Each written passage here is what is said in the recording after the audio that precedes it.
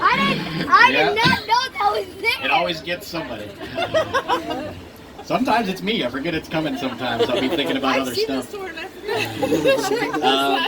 If you're sitting on the right side of the tram, just make sure, see if you still have eyebrows on your face. That's another hazard of sitting on that side of the tram.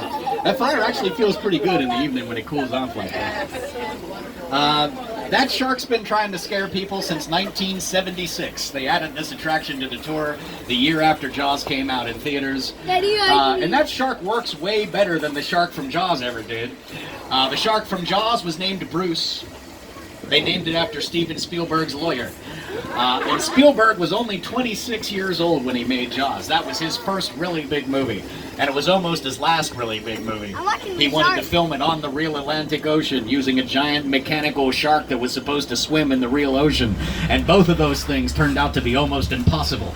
But he finished that movie before it finished him due to some creative filmmaking, an amazing editor, Verna Fields, a great soundtrack by John Williams, amazing actors, a great script. All those elements came together and made Jaws the biggest movie in the world for many years. It launched the career of Steven Spielberg, and he's still making movies. His West Side Story was up for all kinds of awards recently.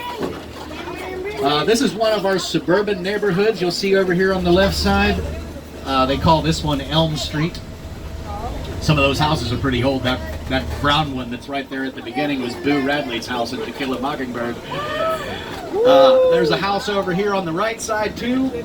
This one's called the Chicken Ranch, and it was built for a musical in 1982 starring Burt Reynolds and Dolly Parton. It's another one of the sets that has an inside where you can film scenes, so it's what you call a practical set. They've gotten a lot of use out of that over the years. Keep your eyes out. This is the time of night all the rabbits like to come out too. Normally over here on your left you'll see just a little bit of our second suburban neighborhood. That one's called Colonial Street. I'm looking for rabbits. I do not see any yet. That is a disappointment. But since we only got to see the last few houses here, it's close to us a lot lately. They film that Netflix show Never Have I Ever on that street a lot. If you know that show, the main character Davy's house is back there on Colonial Street. There's a clip of some other things that have filmed there so you can see what it looks like. Here's Tom Hanks and the Burbs in the 80s. Christina Ricci and Casper in the 90s. Nelly made a music video there in the early 2000s. And for 8 seasons it was Wisteria Lane for a show called Desperate Housewives. And then for 1 season, the show based on the movie Animal House. That's what's on the screen there. And at the end of this clip you get a little overview of the neighborhood. There's Colonial Street when it's all dressed up and ready to go.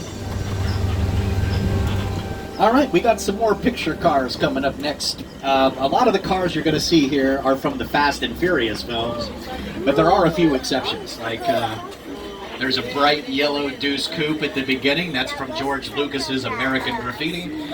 But then you'll have Dominic Toretto's Charger from Fast and Furious right next to an old police car from a movie called Public Enemies.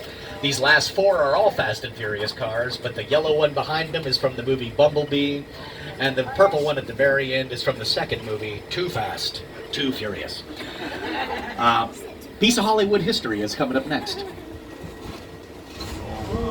Here it comes.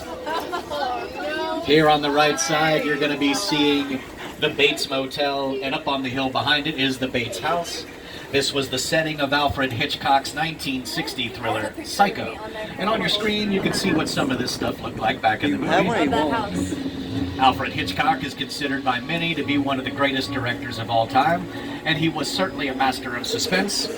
Hitchcock finished his career here at Universal, where he made movies like Psycho, The Birds, and his television series Alfred Hitchcock Presents, before retiring in 1979.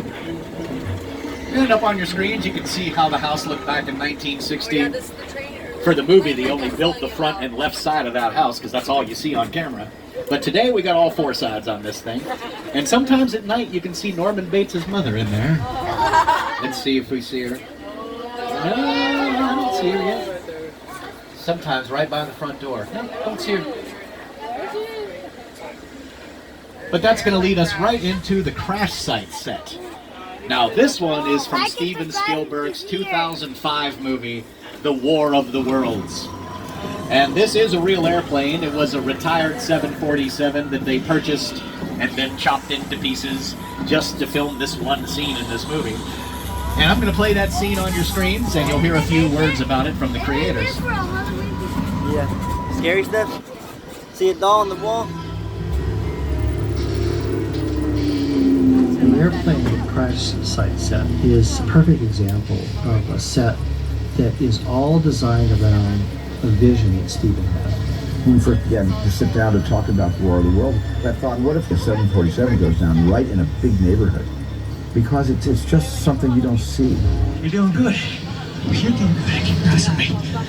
Listen, now listen, I want you to close your eyes, okay? Now I'm closed.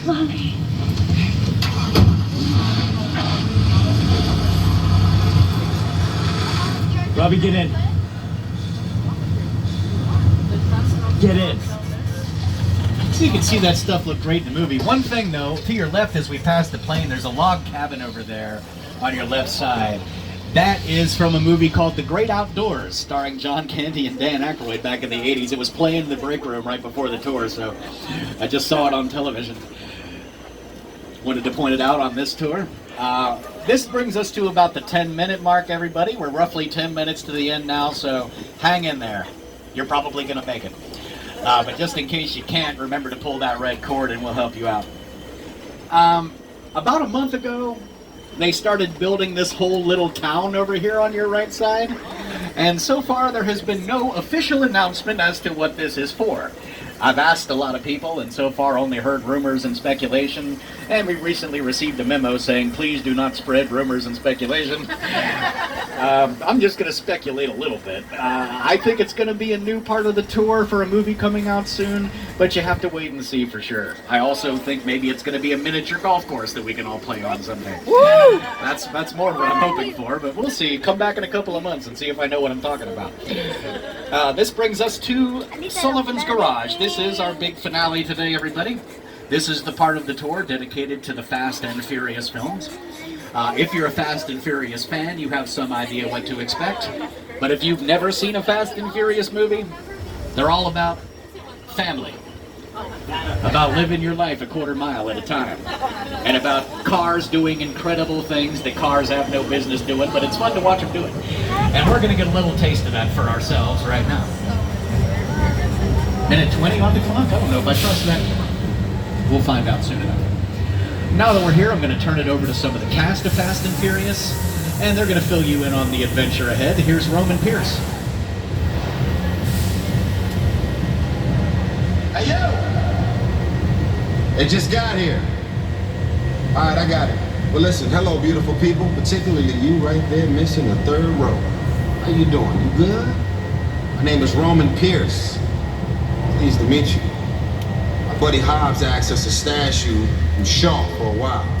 So we brought you in our secret spot. We're having a few friends over. It's a little messy, but it's all good. The more the merrier. Especially you right there in that third row, like I was saying. So look, see over there? That's Hobbs' urban assault vehicle. Best truck the U.S. government can buy. But that work of art back over there was made by my man Tej. Think of it as like a Mona Lisa on wheels. Extra. So did you break it down to them? What's that? You had one job to do, Roman, one. All right, look guys, we're gonna keep Shaw from finding you, but to keep you safe, we need your help. We don't want the syndicate tracking us here, so put away your cameras and turn off your cell phones. One flash or one ringtone could give us away. I need y'all to take this real serious. Okay, pull into the next bay and we'll meet you in there. So like you said on the third row, right? All right.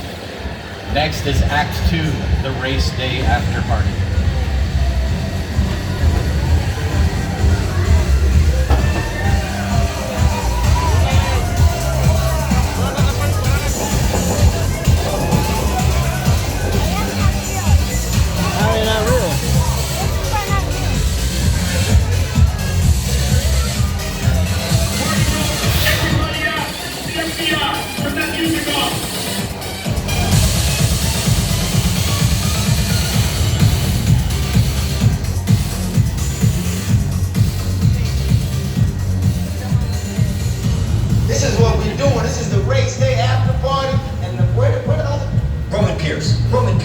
GI, don't move. Neil, That's right, party's over. you know how long I took to iron this shirt, man? I'm not. You're under arrest right now. Man, let's back up a little bit. Got it. It's like that. First of all, I don't work for you. Oh, really? Well, tell me, Roman, who do you work for? We don't work for nobody. I suggest you clear out of here, otherwise we can't guarantee your safety. Guarantee my safety? I'm the one holding the gun. Yeah, but mine's a whole lot bigger than yours. Escort this novice out. Hi, Rob. Let's go, Cookie Puss. You got an ugly suit on, man. It's cheap. Somebody out there really pissed off Shaw. It's gonna get ugly fast. Yeah, don't worry. Lucky for you, our whole family will protect you. Are you kidding me, Roman? You didn't shut off your phone, bro? I gotta call you back. I'm in the middle of something. See what I'm talking about? Call you back. It was on vibrate. Shaw traced us. Ops can't hold him forever. Letty, Roman, we're up. Driver, move that vehicle. It's about to get real interesting. My Mona Lisa's all warmed up right next door. Roman, grab your truck. I need you and Letty ready to roll. It is about to get real interesting, everyone, so stay seated, hang on to your stuff, and get your 3D glasses on your face, because things are about to get fast, and quite possibly furious.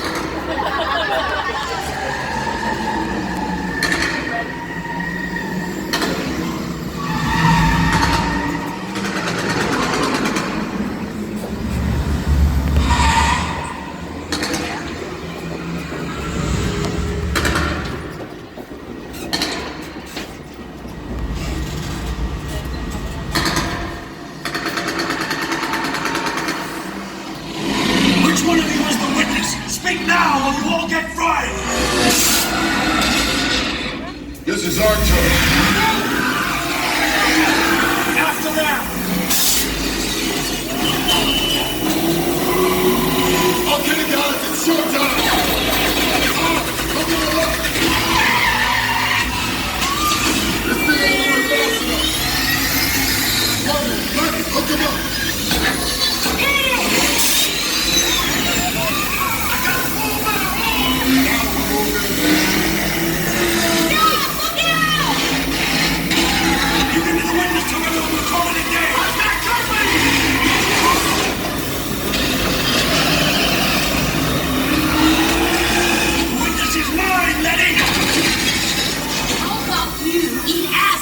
Don't think you're getting away! Way to go, Letty. Don't run it at the missile shot. Not gonna happen. Don't worry, I got this. Roman, don't shortcut from the bridge. Under construction.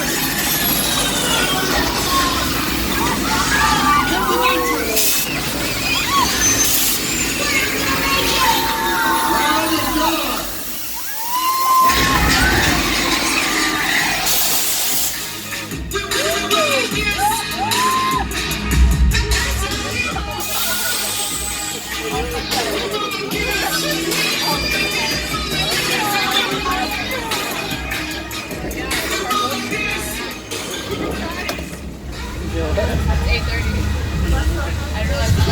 Hell of a job, everybody. You've protected the witness and you can resume breathing. You know it's crazy out there. You guys ride hard. Respect. You know, my Mona Lisa got messed up a little bit, but it's all good. We got through it. Y'all held us down. Appreciate it. They say the bigger the family, the stronger it is. You guys did good out there. And you're welcome to join our crew anytime. Respect. So, that's what it's like to be in a Fast and Furious movie. Or just another day on the 101 for many of us. But that puts us on the home stretch, everybody. We get one last nice view, a nice little sundown view of the San Fernando Valley to your right. And you can see the sound stages of Warner Brothers over there on the right side. Nice sunset up ahead. And to bring it on home on this side of the hill, here's a montage and a closing statement. For 107 years, Universal Studios has been making movies with the goal of making audiences laugh, cry, or sit on the edge of their chairs. That was the philosophy of Carl Laemmle when he opened the studio here in 1915, and that's the spirit they're trying to keep alive going into the future. I want to say thanks to all of you for taking the tour and making yourselves a part of that history. And let's have a hand for your driver, Sharon, getting us there and back safe today. You did it. Just take a moment to check around and make sure you have all your personal belongings. You don't want to leave any giant donuts or children behind. Both of those are expensive. And you can drop your 3D glasses into the bins you're going to see as you depart our tram. Be careful not to throw your real glasses